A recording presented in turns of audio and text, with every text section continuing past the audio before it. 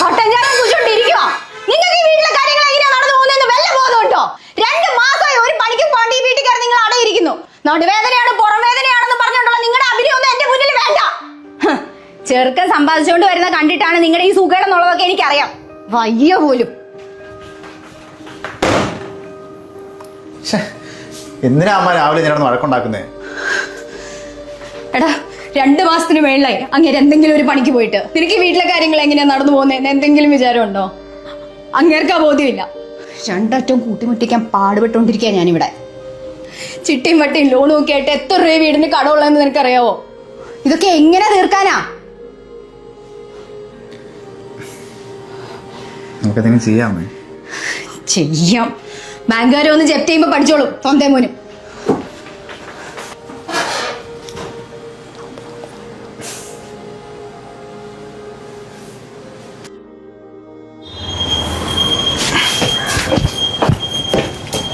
അച്ഛാ ഇറങ്ങോണേ. എടാ മക്കളെ നിൽക്കണ. എന്താ അച്ഛാ?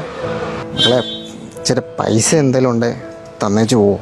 ചെറിയ ചിലവുകളൊക്കെ മുടിയൊന്നും വെട്ടണം. കയ്യിലൊന്നുമില്ല. അങ്ങനെ അച്ഛനെന്തിനാ ഇങ്ങനെ ചോദിക്കുന്നേ? ഒരു 100 താടാന്ന് പറഞ്ഞാൽ പോരെ? 200 വേണ്ട 100 മതിടാ. 100 വെച്ചാൽ കുഴപ്പമില്ല. അമ്മയോട് പോയി പറയാൻ നിൽക്കണ്ട. ആ ഇല്ല ശരി പോയിട്ട് പോട്ടെ. ആ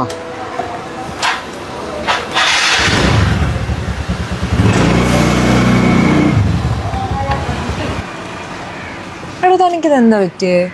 രാവിലെ തൊട്ട് മൂഡ് ഓഫ് ആണല്ലോ. നമ്മൾ തമ്മിൽ എന്തെങ്കിലും ഇഷ്യൂസ് ഉണ്ടോ? അതൊന്നുമല്ലേ.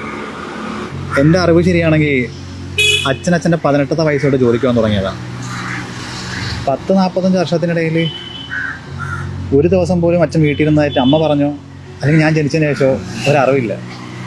എല്ലാ ദിവസവും അച്ഛൻ രാവിലെ ജോലിക്ക് പോകും. ഇപ്പോൾ കുറച്ച് ദിവസമായിട്ട് അച്ഛന് ജോലിക്ക് പോകാൻ പറ്റാത്തത് കൊണ്ട് അമ്മയൊക്കെ കലിപ്പില്ല. വീട്ടിലെ ഫിനാൻസ് മിനിസ്റ്റർ അമ്മയാണ്.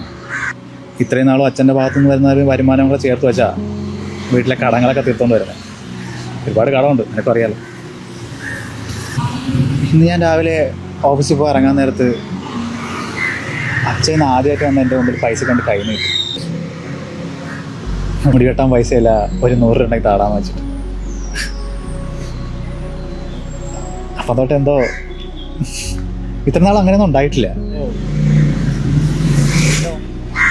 എൻ്റെ കണ്ണി പോലും നോക്കാതെ അച്ഛൻ സംസാരിച്ചു. മോൻ്റെ അടുത്ത് ആദ്യമായിട്ട് പൈസ വയ്ക്കുന്നൊരു ബുദ്ധിമുട്ട് അച്ഛനുണ്ടാവും. എനിക്ക് ഓർമ്മ വെച്ച കാലം മുതലേ പുള്ളിക്കാരൻ്റെ പോക്കറ്റിൽ കൈയിട്ടും ചോദിച്ചൊക്കെ ഞാൻ പൈസ വാങ്ങിയിട്ടു. അമ്മ ഈ കാര്യത്തിൽ കുറ്റം പറയാൻ പറ്റുമല്ലോ. അതാ രാവിലെ മുതൽ. അടുത്ത മാസം സാലറി ഇൻക്രിമെന്റ് കിട്ടിക്കഴിഞ്ഞാൽ നീ ഒരുവിധം സെറ്റിൽ ആവില്ലേ?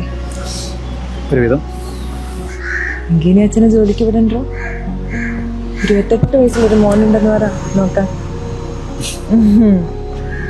പിന്നെ ചില്ലാവും കേട്ടോ, വെറുതെ ഇത് ആലോചിച്ചിരിക്കണ്ട. വാ ഞാൻ കൊണ്ടുവിടാം.